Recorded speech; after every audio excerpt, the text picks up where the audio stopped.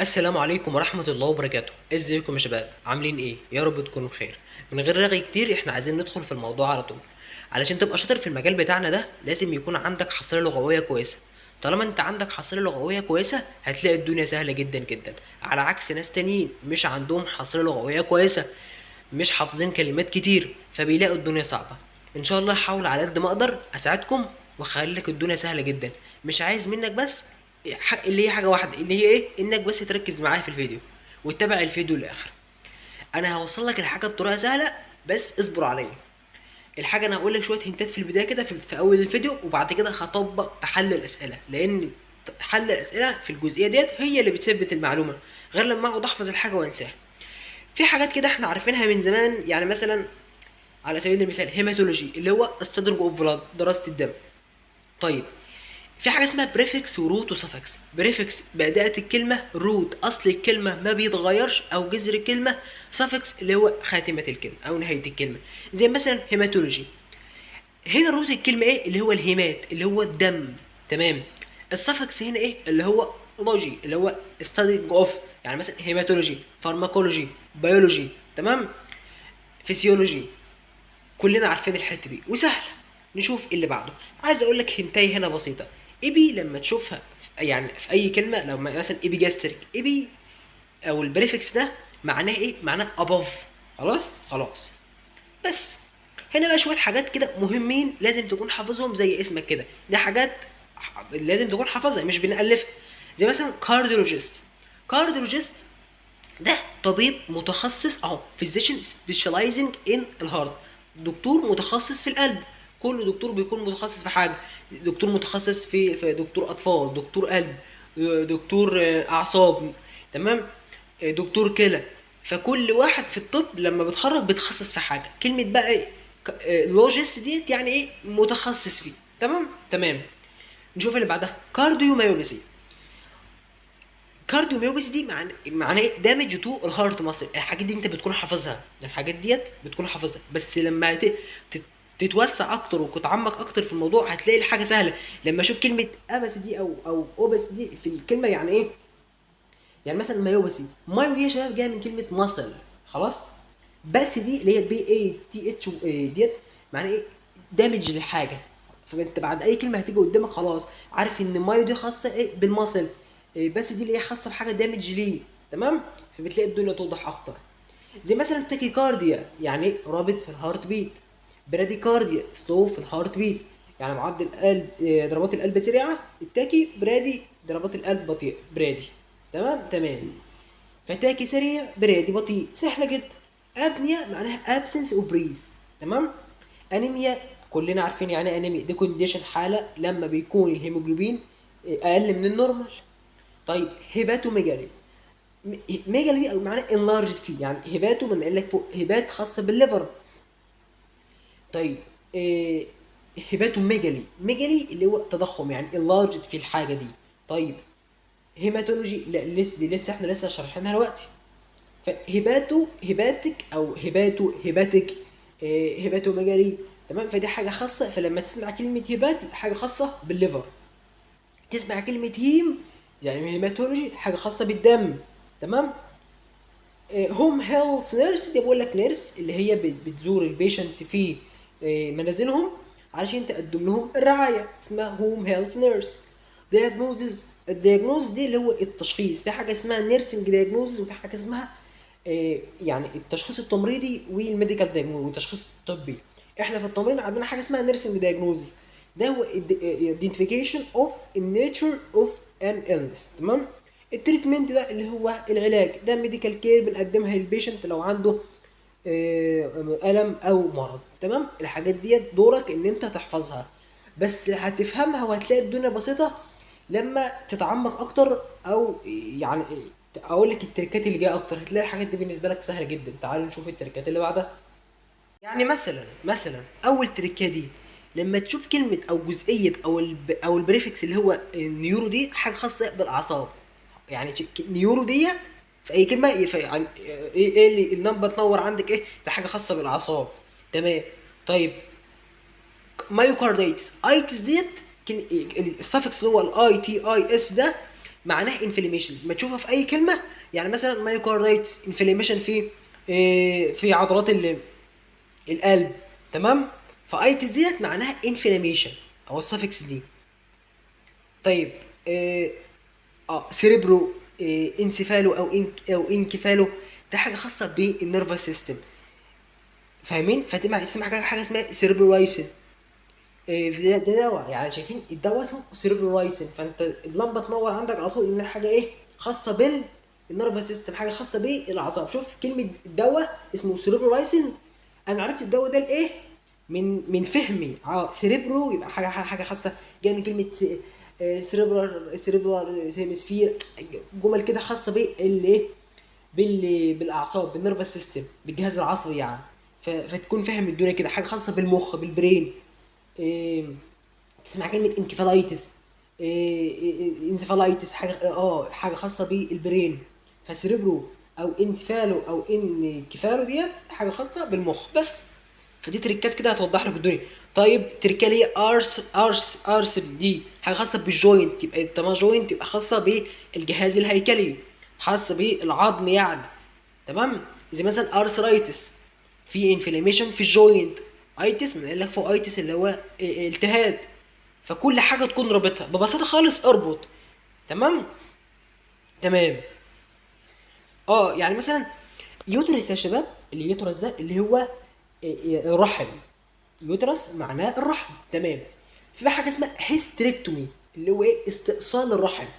فاكتومي دي ان احنا بنقطع او بنستقطب، يعني بناخد جزء.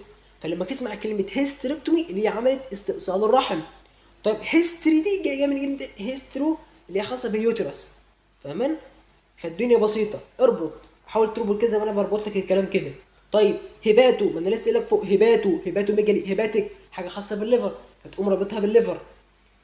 تمام تمام. مونو، ده احنا دارسينها في الكيمياء العضويه على ما اتذكر، او كنا بندرس حاجه اسمها مونو، ودرسنا اسمها ايه في البايوكيمستري، في الكيمياء الحيويه.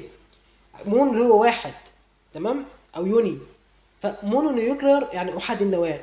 يوني لاترال يعني يوني اللي هي واحد او في الجانب، يعني مثلا يوني لاترال، باي لاترال في الجانبين، يعني بغاية في جانبين، يوني في جانب. فانت حاول على قد ما تقدر كده ايه تربط الكلام. فلما تسمع كلمة مونو اللي هي ايه واحد، تمام. كلمة او جزئية، انا بقول عليها كلمة بس هي اسمها بريفكس يعني، اللي هو البريفكس بتاع هايبر يعني زياده، اكسسيف او اكتر من الطبيعي. زي مثلا هايبر جلايسيميا يعني زياده ايه في السكر، يعني نسبه السكر عنده عاليه، تمام. بس كده. كوادري او تترا، يعني مثلا تسمع كوادريبليجيا يعني شلل رباعي. فانا يعني لما شفت السافكس اللي هو، او لو قصدي لما شفت البريفكس اللي هو الكوادري ده، فعرفت ان هو ايه حاجه رباعي، تمام. فكوادربليجيا اللي هو شلل رباعي، ده paralysis of all four extremities is known as quadriplegia، تمام تمام. في حاجه اسمها باريسيس اللي هو ضعف. هتدرسوا الحاجات دي بس. بليجيا اللي هو يعني في باراليس اللي هو شلل يعني. فكلمه كوادري اللي هي رباعي، تمام تمام. انتي او كونترا، انتي اللي يعني معناها ببساطه خالص يعني ضد او اجنست. زي مثلا انتي دايوريتك، تمام. يعني دي انتي دايوريتكس اللي هي دي ميديكيشن عشان تقلل او تعمل انهبيشن لليورينيشن. في كونتراسبشن اللي هي حبوب منع الحمل. فلما يسمع البريفكس اللي هو انتي او كونترا، اللمبه تنور معناها ايه؟ معناها اجنس ضد، بس بكلمك بلغه سهله خالص. فانتي او كونترا معناها ضد. طيب طيب اللي بعده ماكرو. لما تشوف البريفكس هو ماكرو، ميجالو، دي اللمبه تنور لارج، حاجه كبيره، حاجه جريد، خلاص. زي مثلا ماكرو سيفالي او كفالي، دي كونديشن، حاله بتشير ان الراس اكبر من الطبيعي. فاللي عايزك تفهمه لما تسمعهم اللمبه تنور ايه كبير او يعني لارج او جريد بس يا باشا. وربط كده هتلاقي الدنيا بسيطه. السفكس اللي هو اخر مقطع في الكلمه، تمام تمام، اللي هو نهايه الكلمه او خاتمه الكلمه. انا بحاول كده ايه ارمي لك شويه حاجات في البدايه قبل ما نطبق بحل الاسئله. جاسترو لما تشوف البريفكس او يعني هوضح لك الدنيا. يعني مثلا الكلمه اللي مكتوبه قدامك دي مقسومه نصين، يعني شايف ايه؟ في خط كده جاستر واكتومي في حته. اكتومي اكتومي ديت معناها ايه؟ معناها ان انا جاستريكتومي، ان انا بستأصل او باخد جزء من حاجه او بستقطع، باخد جزء يعني. فتسمع جاسترايتس، جاستريكتومي. فلما تشوف اللي هو الاكتومي دي او كلمه اكتومي دي، ان انا إيه؟ استقطعت او خدت جزء من حاجه او استأصلت حاجه يعني. بس وتربط بقى يعني الجاستريكتومي دي حاجه خاصه بالجي اي تي اللي هو الجهاز الهضمي، فتربط كده. فشايفين الكلام كله يعني متربط. جاستري جاست جاي من جي اي تي، يبقى حاجه تبع الجهاز الهضمي، ما تتوهش بس. ركز بقى هنا مهمه.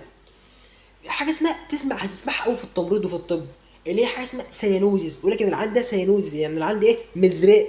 يعني العيان ده ايه؟ الاكسجين في جسمه قليل.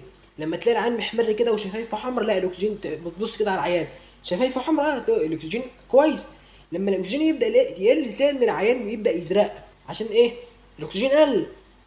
فسيانوزيس دي اللي هو ازرقاء، تمام، او ان الحيوان مزرق عشان الاكسجين قليل. طيب اريثرو دي يعني ريد، يعني مثلا اريثروسايتوزيس. خلاص. فاريثرو هي دم، ريد، ودي تبقى حاجه تبع دي، فتربطها كده تبقى حاجه ايه؟ تبع الدم يعني. لان يعني الدم ايه؟ لونه احمر، فتربط كده يعني ايه الكلام ببعض. طيب ليوكو ليوكو كان فوق اريثرو اللي هي ريد احمر، ليوكو ابيض اللي هي ليوكوسايت. تمام. تبقى ميلانو او ميلان بلاك، ميلانوسايت. فريترو ريد احمر، ليوكو ابيض، ميلانو وميلان اسود. بس يا باشا، ومهمه جدا جدا. اللي بعده الكترو كارديوجرافي. عارفين يقول لك واحد راح يعمل اي سي جي اللي هو رسم القلب، هي جايه من كده. فكلمه الكترو شايفين الكتريسيتي دي لا حاجه خاصه بالكهرباء وكده يعني. فالكتروكارديوجرافي اللي هو حاجه اللمبه تنور كده حاجه خاصه ايه؟ بكهرباء. يبقى كهرباء القلب، يبقى حاجه خاصه برسم القلب. طب احنا بنعملها ليه؟ علشان نشوف مثلا في لخبطه في كهرباء يعني في القلب ولا لا. فتربط كده يا باشا ايه الكلام.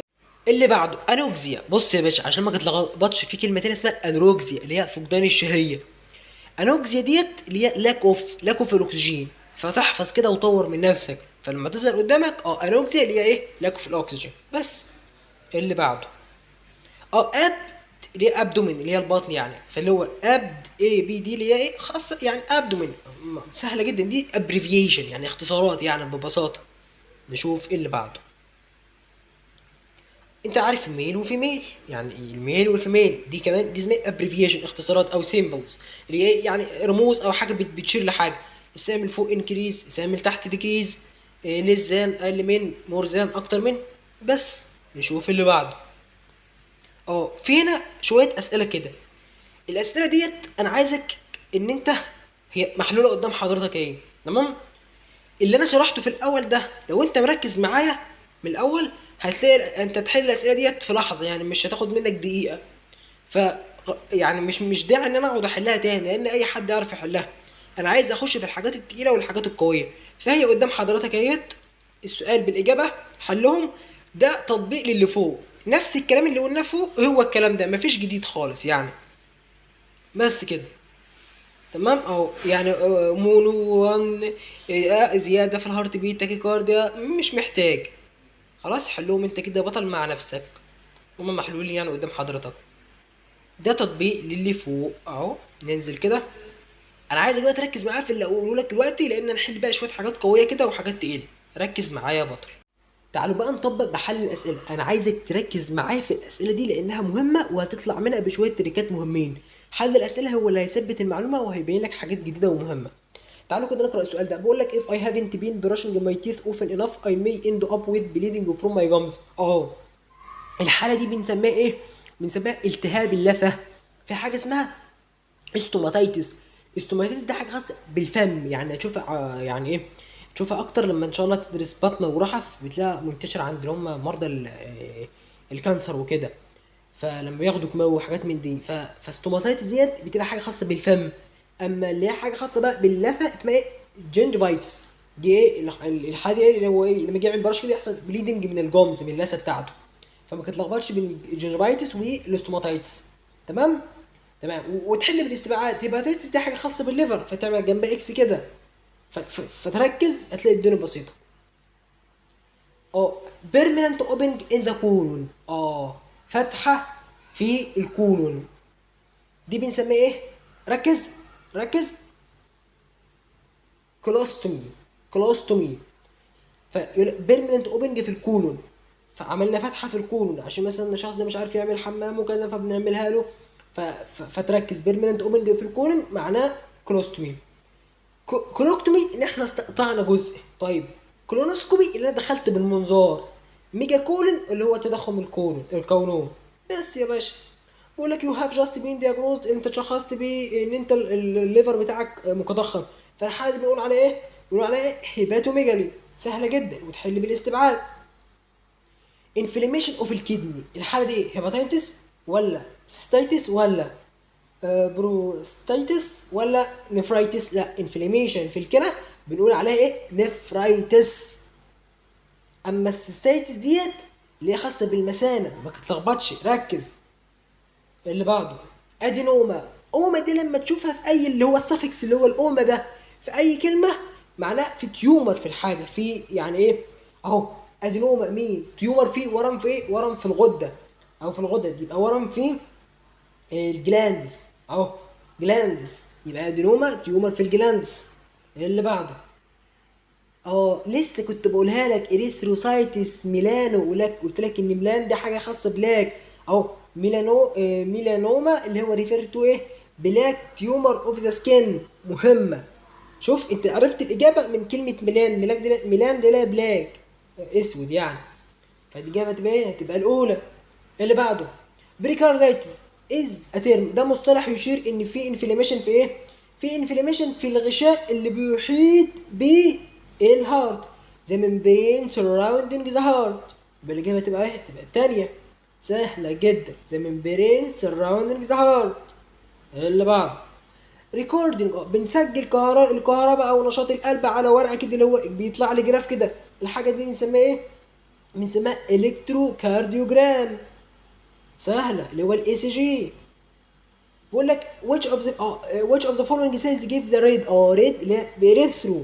فتدور كده على الجزئيه تلاقي اريثرو اريثروسايتس. بقول لك انه بيشير ان في ريد كولر تو ذا بلاد اللي هي اريثروسايتس. بس يا باشا اليوكو ابيض، خلاص اريثرو احمر، ميلانو اسود. هاي بلاد بريشر مين؟ ايه؟ هايبرتنشن. هتبقى الاجابه ايه؟ الاولى. هنا بقى بيقول لك يا باشا طلع لي البريفكس وطلع لك السافكس. هتمسك الكلمه كده زي ميلانوما، تقوم ايه؟ ميلانوما الاوما دي ايه؟ سافكس، تقوم كاتب اهو سافكس اوما.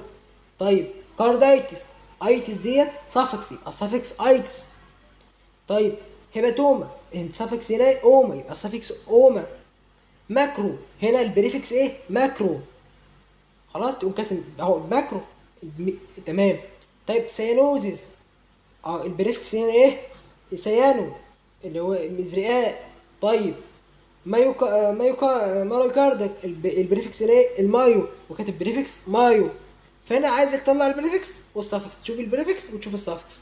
هنا بيقول لك اذكر لي ديفينيشن او عدد لي للمصطلحات دي. يعني مثلا نروح للماستكتومي دي اللي ايه؟ استئصال البريست. تمام. هايبوتنشن انخفاض في الدم، هايبرتنشن ارتفاع في ضغط الدم. كولوستومي دي لسه كانت فوق في السؤال. فتحه بيرمننت اوبنج في الكولون. وبس كده يا باشا، الموضوع سهل جدا. اهم حاجه بس الكلام اللي انا قلته وشرحته في الفيديو تراجعوا تاني وتذاكروا كويس، هتلاقي الدنيا بسيطه ان شاء الله. هنزل لكم بكره فيديو زي ده، يعني ايه؟ علشان نزود اكتر ونعلى بالمستوى شويه. ربنا يوفقكم يا شباب وتحققوا كل اللي بتحلموا بيه. والسلام عليكم ورحمه الله وبركاته.